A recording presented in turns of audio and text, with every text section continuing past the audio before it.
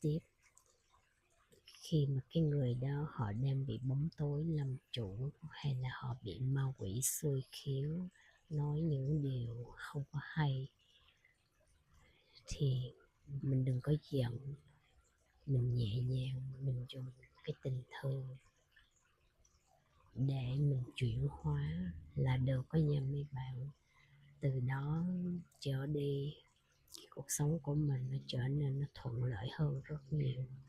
Tại vì trong mỗi một con người á, ai cũng có Phật tánh hết á, không có ai muốn làm cái chuyện xấu ác đâu, nhưng mà chỉ có cái tình thương với cái lòng biết ơn là mới chuyển hóa được tất cả.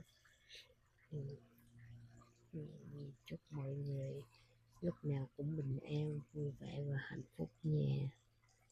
I love you, I love you, I love you.